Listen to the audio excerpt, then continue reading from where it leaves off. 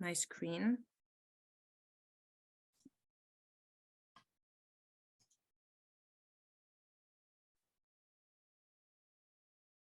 Okay, so now if you go to Menti with the same codes that you used earlier, it would have moved to another question, and you can type your questions. So somebody's asking, would you say that talking about consent and somebody's right to say no could help educate both the vulnerable and the predators? So I'll have a quick answer to that first, and then I'll hand over to you, Tim. The answer is 100% yes. And one of the things that we have definitely recommended for the teachers who join Safer Dance Spaces is to actually have these conversations during workshops, during, dance workshops, etc. In the same way that you teach moves, a lot of teachers and good teachers teach about etiquette and dance floor etiquette. And really, in the same context, it would be quite important to talk about consent, bearing in mind that consent is informed, which is why you were getting to Valeria in terms of the orgy. As long as you know that a party is turning into an orgy, and then you can decide whether or not you're happy with it, that's fine. So my reaction is 100% yes. If you do not know how to do that, please get in touch. We can give you a few definitions, and we do go through this at the SDS training induction in quite some detail. But Tim, do you have any reactions to that? Yes, with a caveat. And this gets into a tricky situation when it comes to the nature of habituated behavior. So I deal a lot with radical extremists, terrorism, really unfortunate bad actors. And you see an overlap with some of these systemic predators. So let me split the group of predators into two halves. There are those who have habituated themselves over time. They have power. They may have all the resources they need to do. They own their own things. They are habituated to this behavior, and it has become part of their identity. It is very difficult at that point to, and this was a question I saw, and there are any good answers that come out from predators who can be changed in this way. Once they have become habituated, and this is, they may own their own studio, they may own the convention, they may have an extremely high power position, and they've been doing this for years, it is very difficult and takes a trained professional to move them off that path. However, the good news is intervening early prevents someone from becoming that. So if we're talking about someone who is showing risk factors and is earlier in the career and path, and you can talk to them about consent, things will happen. They will, it's sort of a nudging. It nudges them to other means, especially if you're like, hey, don't do this, do this. Here's another option. You're nudging them away from them past, so they don't become habituated and locked into a method of behavior. But once they become, and I know groups that have, there's 20-year veterans that have been doing this for 20 years, and it is very, very difficult at that point to rescue the individual or that group. And usually the end of that is the group falls apart and the individual gets, continues on their way, but the group falls apart. So intervene early and often, get this education out to newcomers, start early. Your leverage point is the newer members who can see that this is that culture of safety. They see it and they recognize it. The best you can do with an existing predator who is well habituated is if they see that it's going to be hard, they'll move someone else. They'll shift their predation pattern to a different event, a different jurisdiction, a different state. They'll move their shop, but they at least won't be in your area. Go ahead, Laura. Thank you, Tim. The second question on the screen is saying, as a 20-year-old organizer of university social dancing events, thus newcomer to social dance, how do you advise mitigating the issues of SASH when we feel like there is an existing power imbalance against us? That one's a tricky Valeria, one. Valeria does want to get in. Yeah, I was about to say, I'm about to hand this over to Valeria because she has more experience in this and has actually worked in some of these groups. So I want to hand that because that's a tricky one. Valeria? I actually have some uniquely useful experience with these sort of situations. And that's where you have a bunch of new people, but you also have an established community. And the answer is, you make a smaller group that allows the newer people to cross network. Sometimes this will be formally declared by age brackets. For example, if most of your group happens to be in your 40s because they've been here for a while, as many established hobby or community groups are, you create an 18 to 35 group. And this allows you to create a group that allows you to talk about your priorities. It allows you to compare notes so that even if the Whisper network is imperfect, you're at least all on the same page. It reduces the ability of people with existing authority to carefully scoop out via purpose of mentorship these newbies one at a time. If you put them in a little batch, you're basically creating the power system. It creates a system under which you can get consensus from the other younger people, so it becomes a lot harder to walk over you. You, the 120-year-old who somehow ended up holding the organizer ball, probably due to a volunteer shortage, is in a much weaker position than you, the person who creates a group for 20-somethings. Now, one of the things I discovered over the course of creating an 18 to 35 group is that once I did that, all these people who stayed out of the community because they recognized an established group with 40-somethings is not a safe place where they can make their mark, would suddenly pop out of the woodwork. And in best case, what you just end up doing is significantly increasing the size of your community on your own terms. And I really do stress the utility of newbie groups. And keep an eye on who's running that newbie group night. Like, you want to make sure that you cycle in to make sure you have more people involved. The other thing that I suggest you do when you're looking at that, when you're a new organizer and you're looking at what's going on, is do you have a system that involves entrenched hero volunteers where the same people have been holding the same positions for years? You should take that as a risk factor, because there's usually a reason why a hero volunteer can't get anyone else to take the role. That is a position where you need to take a step back. And like I said, focus on the immediate newbie circle, because there's usually an entrenched reason. Either there's such a scarcity of resources that this person has deeply entrenched power, or more likely, because they've gotten entrenched there, the community has come to accept, oh, well, Jennifer is going to handle everything. Jennifer has always run things. And again, pull back, focus on the newbies, build your immediate community laterally as opposed to vertically that way, and establish some norms through the people who are on the same page with you. You would find it quite remarkable that, well, for example, you can't tackle a university's administration because they've got tenure. You make a much more effective lobby group when it is a community of 20 or 30 people in your own age bracket who are talking to each other and on the same page, than if you, the individual organizer, are like, I think it's a little weird that we're allowing this really awkward professor to come to all our social dances, and they get very drunk and they say inappropriate things to people, and they're a professor, and how the heck am I supposed to counter that? And I don't care if they've been the sponsor for ballroom dancing for years. This is a problem. It's much easier if you just tie off, and instead it's 10 different people who are like, yeah, so we're doing our own thing, and these are our rules and boundaries. And we are a block now, and it makes it much harder for a professor who's been sponsoring this for years but likes to go here and get drunk to and do inappropriate things to prey on individuals. So I hope that gives you some toolkits. Again, you're not wrong about the power imbalance. If it was easy, we'd be having it solved and we would not need work safety workshops. Yes, exactly, 100%. And there is a question that was sent to SDS anonymously, but it doesn't show on the screen, effectively saying, if you know of a person of influence who has several accounts against them, but you are not a person of influence, you don't necessarily go to these specific events, but they are part of your larger community, how do you escalate and how do you approach this? So I think we answered something before about similarly in terms of acting as a group within that community rather than as an individual. And also I will reinforce, if you do want to get in touch with SDS, saferdancespaces@gmail.com, please do so. But I don't know if you wanted Tim and Valeria to comment on this. I was actually just going to say that, and it builds upon Valeria's concept of building a lateral organization, right?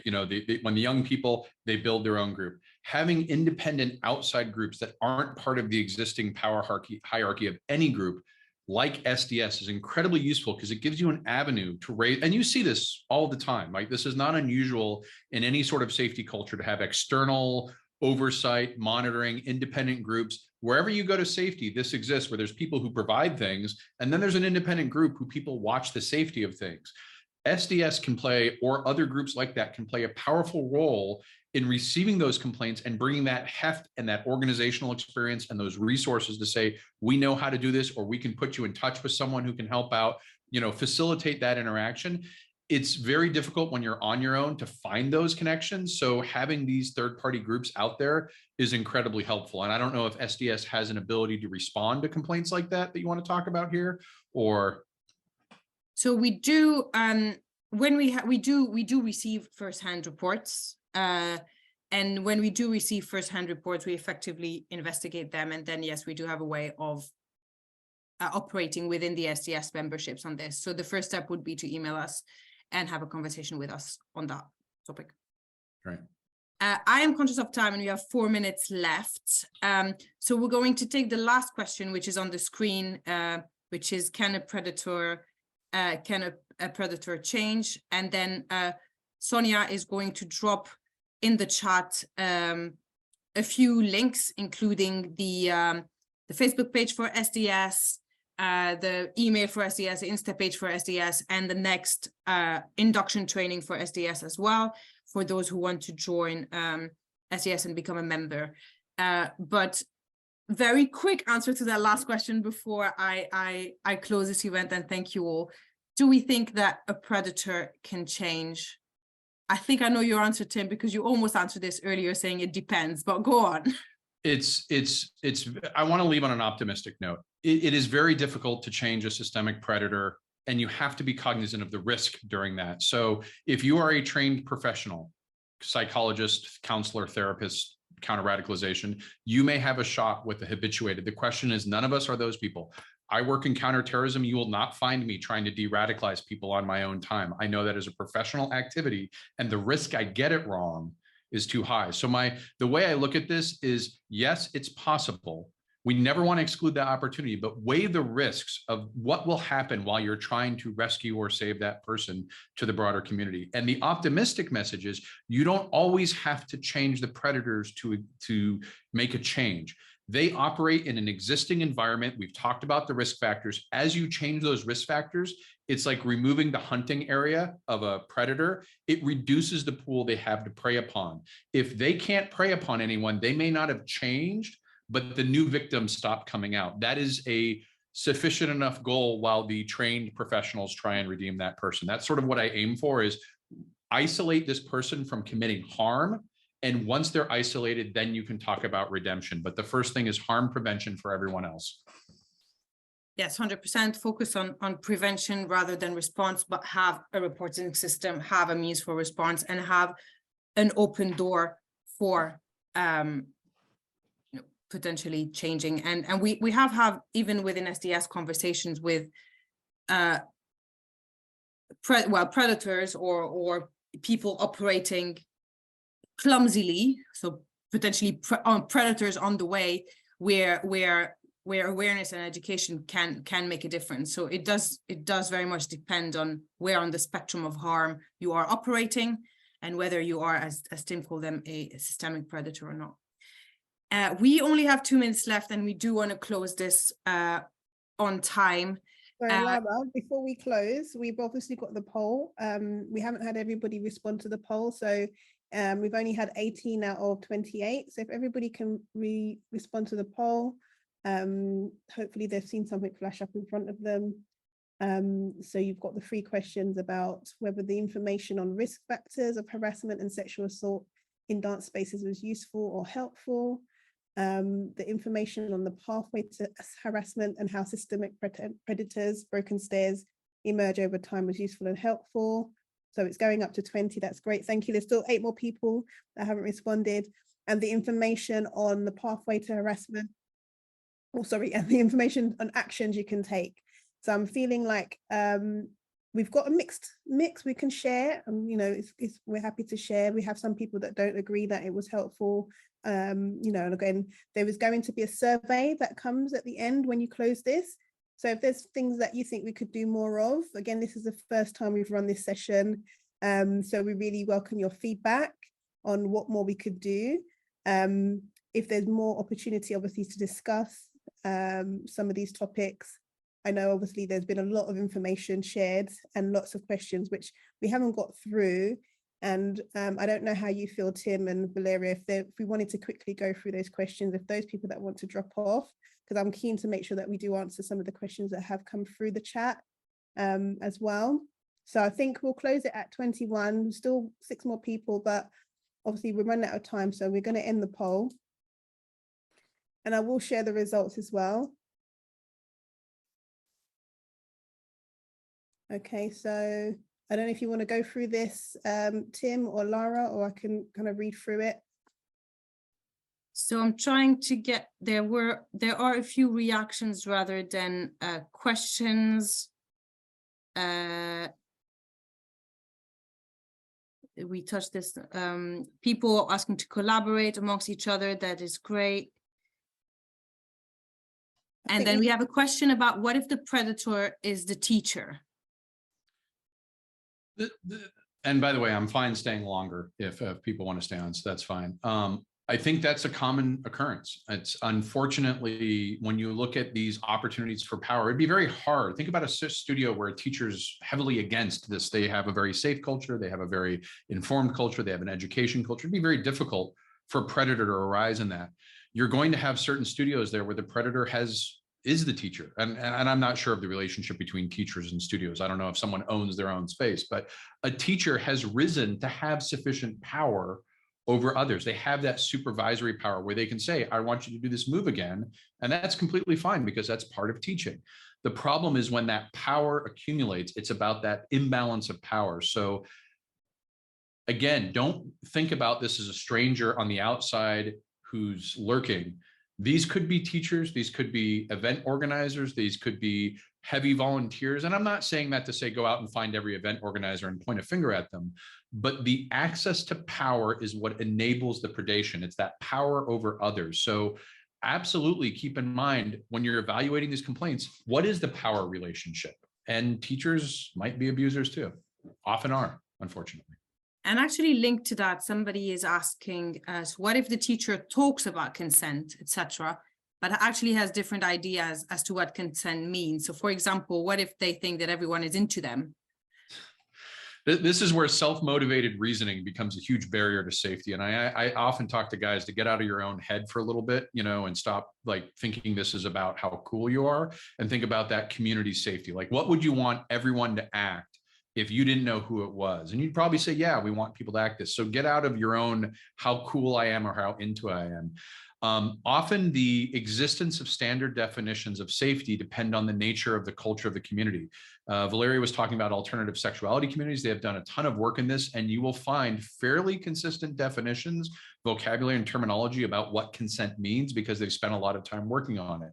In fragmented communities like dance, where you have a lot of individuals, it's going to take a group like SDS partnering perhaps with some of the major events, major organizations to come out with consistent definitions. And then it's part of that culture. Remember, the hardest thing I pointed out is to change the culture of what it means, but that's why organizations like this are crucial. Thank you very much, Tim. Angel, I don't know. I think these are all the questions that I can pick out that have not been answered. Yeah, I mean, there was, is it Keelan? Keelan wanted to ask something. I'm not sure if you've asked it already. If Keelan is still there. I think this was before we opened. Okay, so if Keelan is not there, I think that's it then. Okay, great. So we are not majorly over time. Sorry, I'm seeing Kellen is mentioning in the chat. She's here and can't unmute. Oh, she can't unmute. Oh. Yes. Let's try and unmute.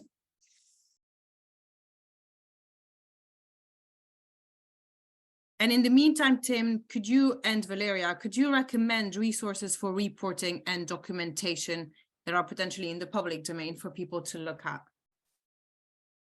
And SDS will have some of this in place as well if you do join. But if there's anything in the public domain for everybody to look at that you can recommend at all?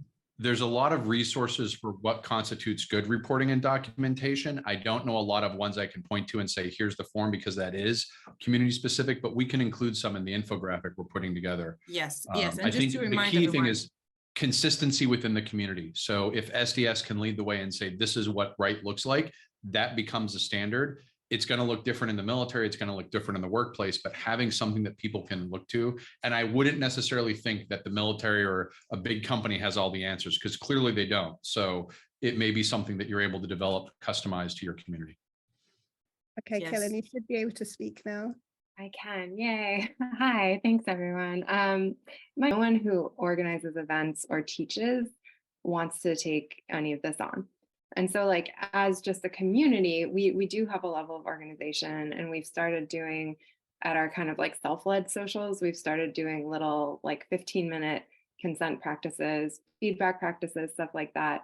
But so we're trying to change like that consent culture from the bottom up, and even just like develop the practice of talking about like little things that don't feel good, so that there's more of just like a culture that you can talk about these things, right?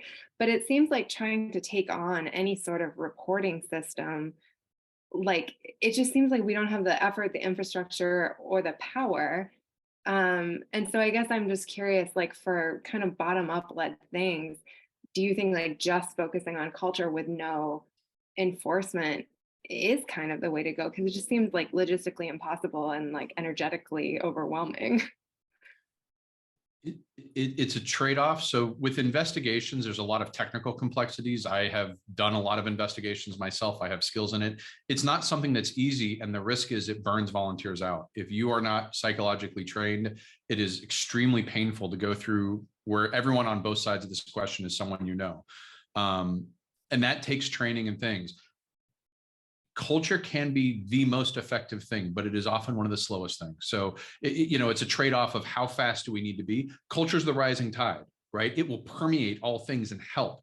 But if you have active predators ongoing currently, that takes more of a documentation pattern. And sometimes the culture can just say, we don't need a formal form. We are going to split and create a cultural split with these groups. And that's where I described that sometimes communities need to split. And that is painful, but it creates that space where I don't have I'm not trained in this kind of things. We don't have formal systems yet. So it's a trade-off. Culture always helps in the long term, but it may not be fast enough in the short term. And that's where you have to make a decision as a group. And SDS may be able to have resources to offer here that I'm unaware of. Right. One quick like US based question. Like I think a lot of people are afraid because there have been these like libel cases against people. Like, and I think that's part of why people with power don't want to get involved in this. Like, is that like a red herring, or is that real?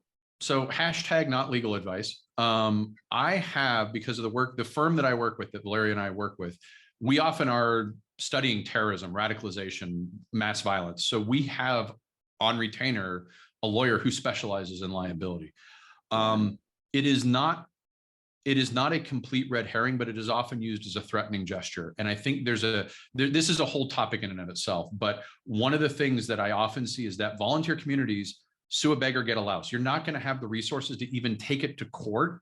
So you don't have that means of saying, well, we'll prevail at trial, but you don't have the resources. That is where banding together and getting organizations and groups that can provide that heft.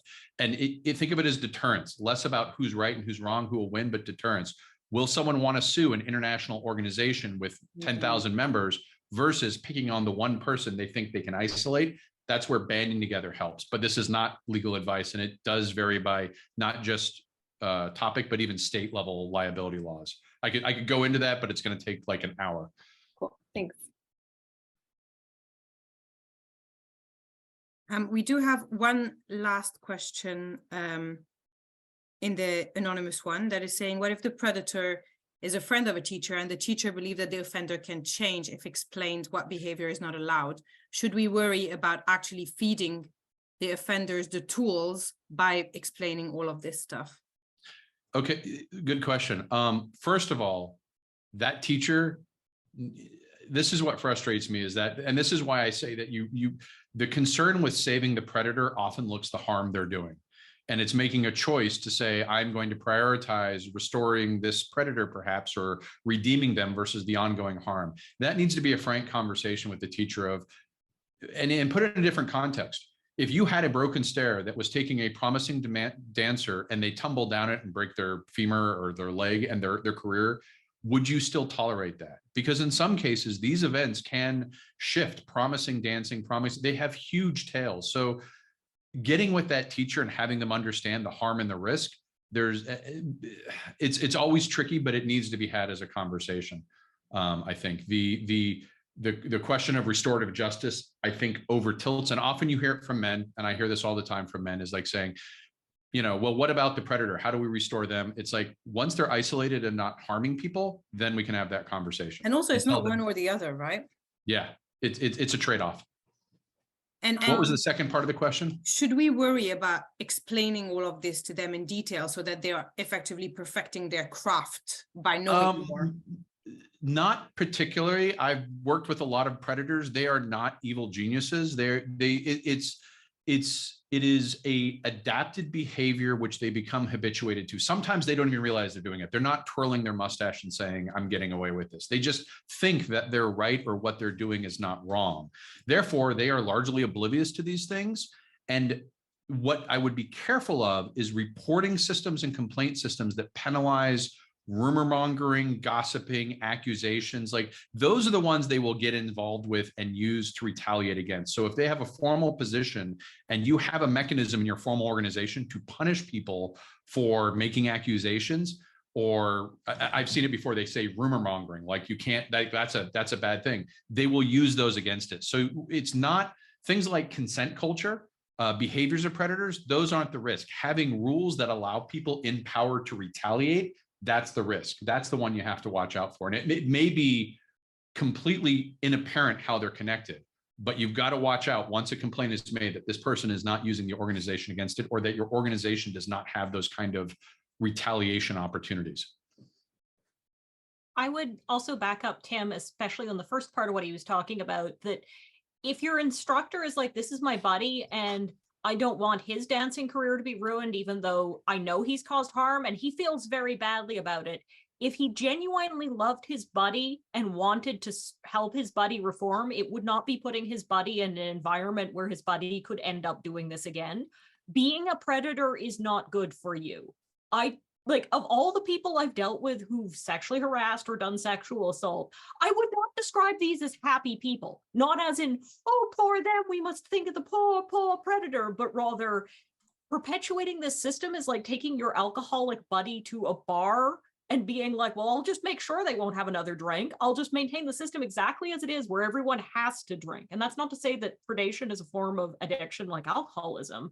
It's to say that the instructor here is being disingenuous.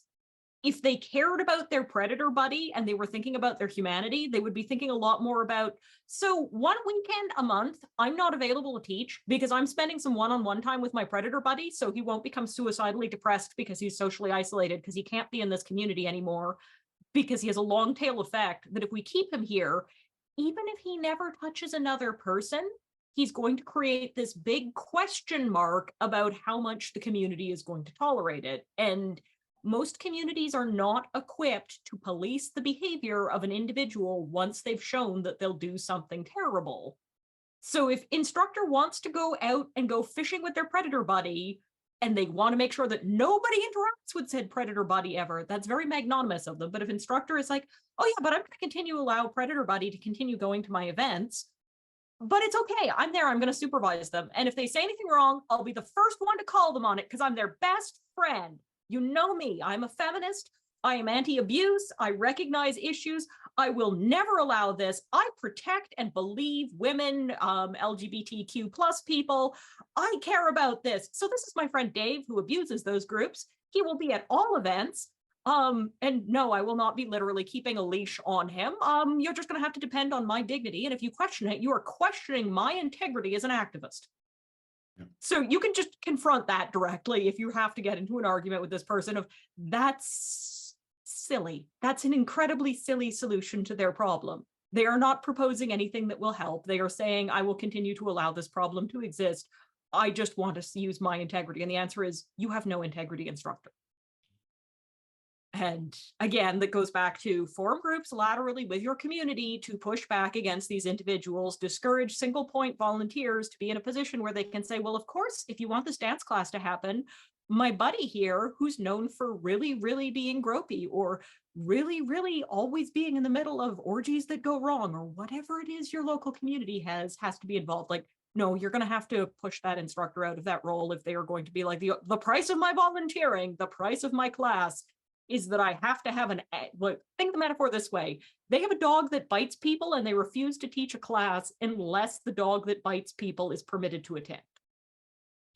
You wouldn't tolerate that. Don't tolerate well, it's my professional integrity. I will personally make sure that they never touch anyone here. It's like, no, you're not handcuffed to them. That's not physically possible. That's a toddler's like, I won't get hit by a car because I will pick up the car and throw it over a building excuse. Any other questions, Laura? No, not that I can see in the chat. Obviously, they're asking about the link to your dissertation. You've put this, asking about the recording. So let's talk about the practicality. So this session was recorded. There was also a lot of material being discussed. So we are going to produce an infographic that is going to include some of the stuff that we've discussed today, including some of the votes that you have given us. And we will circulate that with the recording to everybody who has attended, as long as you have registered through Eventbrite, so we can actually have your email addresses. In the meantime, and outside of this anyway, Sonia has posted in the chat a few links. One of them is our email, SDS email. Feel free to email us with any questions if you have any, or if you want to get in touch. Hopefully you all have enjoyed the session. I thoroughly enjoyed the workshop itself, but also the conversation with your great questions from the audience. So hopefully this will be the first of many open SDS events. But in the meantime, I just wanted to say thank you. Thank you, Tim. Thank you, Valeria. Thank you, SDS Steering Group, for the support. And thank you very, very much, everybody, for attending. We really hope you've enjoyed it, and have a great rest of your day/evening.